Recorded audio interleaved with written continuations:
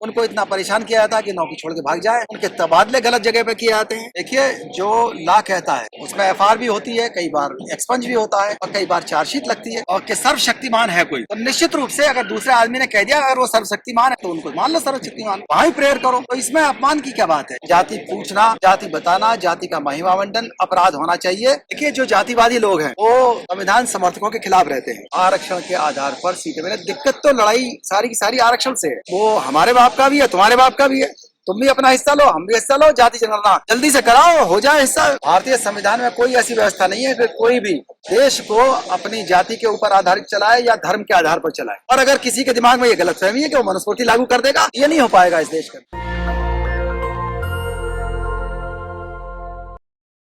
आज पूरे देश के अंदर ये हाल है कि 70,000 अत्याचार SC/ST पर हर साल होते हैं। महिलाओं पर भी बहुत अत्याचार होते हैं, तो उन पर किसी का ध्यान नहीं आता है। वो सिर्फ इसी बात के ऊपर ध्यान दे रहे हैं लोग बात कि किसी तरह से शराब की दुकानें ज्यादा बढ़ जाएं, स्कूल बंद हो जाएं और जो इनका एम्पावरमेंट हुआ है वो एम्पावरमेंट खत्म हो जाए और हर अमीर आदमी को, इनकम टैक्स पेयर को, जो भी आया है निचले तबकों से आया है, गरीबी से आया है, शेड्यूल कास्ट से उठ करके आया, भले ही आरक्षण के बहाने आया हो, उसके आधार पर आया हो, उस व्यक्ति से ईर्ष्या ज्यादा होती है और उसके साथ षड्यंत्र भी करने लगते हैं सभी लोग। और ये देश बाबा साहब डॉक्टर अम्बेडकर ने कहा यहाँ पर ग्रेडेड इनइक्वालिटी है। तो हर आदमी अपनी जाति का, जिसको लगता है कि मेरे जो जाति के विशेषाधिकार हैं उसका आनंद मैं लेता रहूं, उसको दिक्कत तभी होती है जब उसको अन्याय होता है उसके साथ, अदरवाइज वो उसमें आनंद लेता रहता है। तो जाति के खिलाफ कानून बनना चाहिए। और इसमें सॉल्यूशन की बात जहाँ तक आती है, सॉल्यूशन तो निश्चित रूप से संसद से होगा और जो प्रतिनिधि चुनाए जाएंगे उन्हीं से होगा।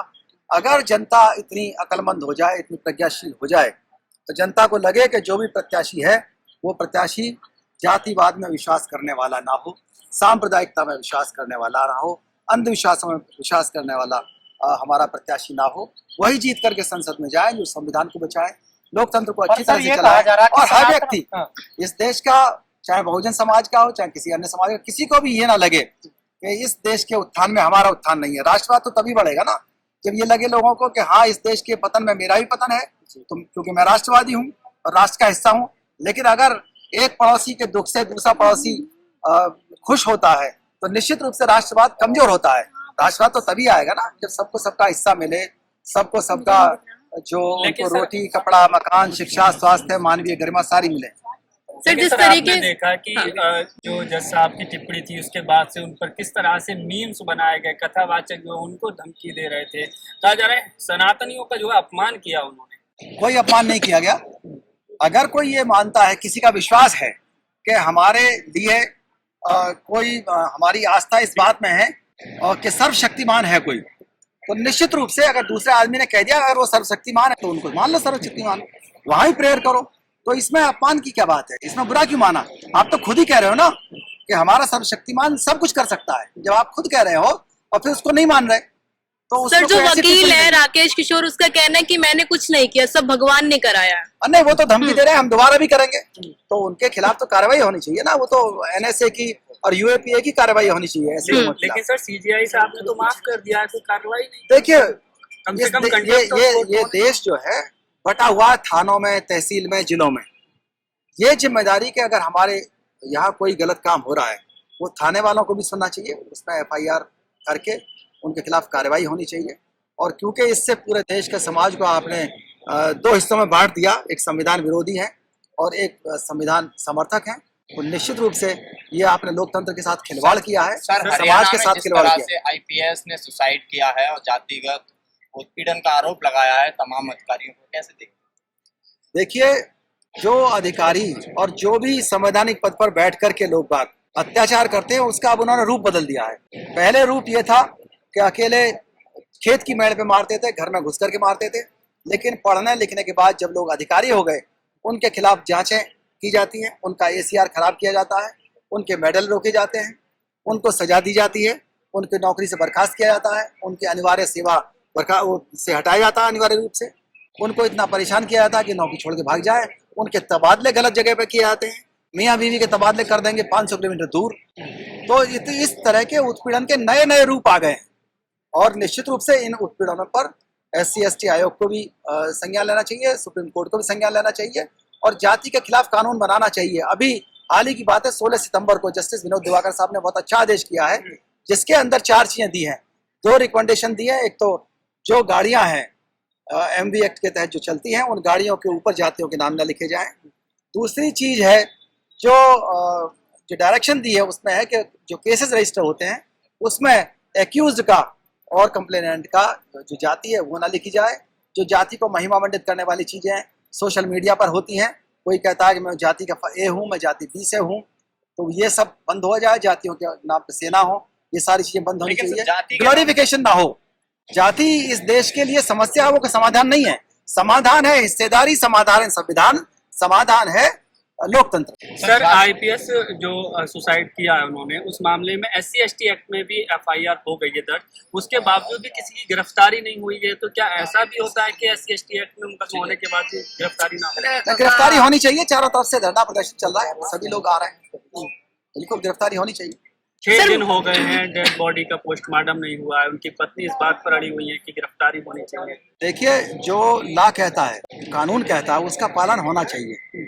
गिरफ्तारी भी होनी चाहिए और निश्चित रूप से विवेचना के बाद में जो भी पाया जाता है, विवेचना के बाद में हर मुकदमे के 3 हश्र होते हैं और वो करने के लिए जो विवेचक है और विवेचक के जो ऊपर बैठे होते हैं वो लोग हैं।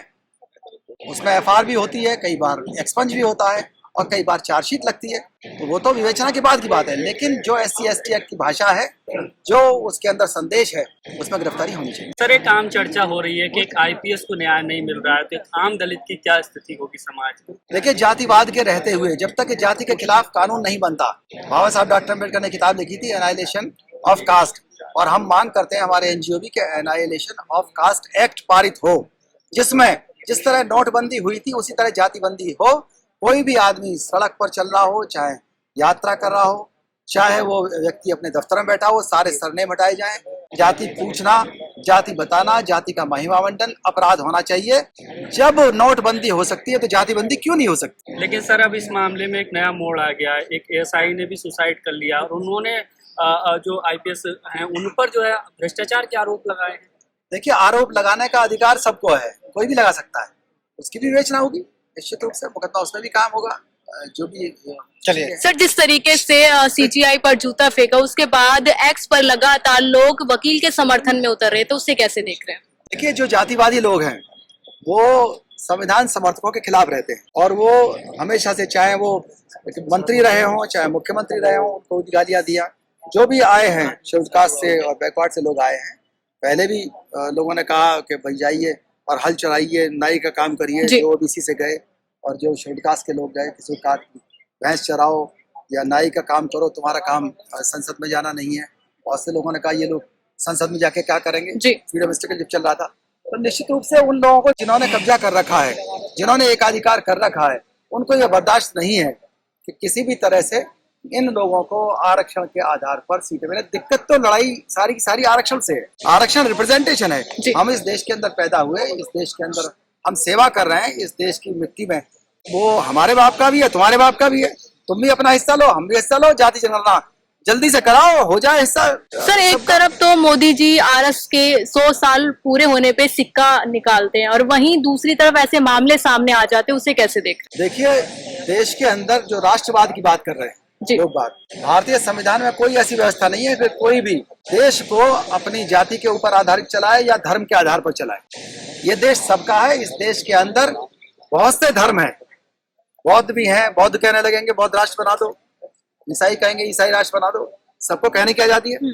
लेकिन हमारे जो संविधान निर्माता डॉक्टर अम्बेडकर हैं, उन्होंने एक ऐसा संविधान बना दिया जिसमें सारे अधिकार है ना सबको। उसमें बुराई क्या है? आपको कौन सा अधिकार चाहिए? और अगर किसी के दिमाग में ये गलतफहमी है कि वो मनुस्मृति लागू कर देगा, तो ये नहीं हो पाएगा इस देश के अंदर। इसके लिए बहुत युवा आगे सबने देखा होगा 2 अप्रैल 2018 को SC/ST एक्ट को हमारे युवाओं ने बचाया था। लेकिन नेताओं से तकलीफ है कि नेता आगे नहीं आते हैं जब भी अत्याचार का मामला होता है। मैं अपील करता हूँ आप लोगों के माध्यम से कि नेता भी आगे आए, वो भी काम करें। युवा तो अपना काम करते हैं। नेशनल दस्तक की आपसे गुजारिश है कि अगर इसको बचाना चाहते हैं तो नेशनल दस्तक को सब्सक्राइब करने के लिए रेड कलर के सब्सक्राइब बटन को दबाएं, फिर बेल आइकन की घंटी दबाएं। नेशनल दस्तक को बचाने के लिए बहुत जरूरी है कि हर खबर को शेयर करें, लाइक करें, कमेंट जरूर करें।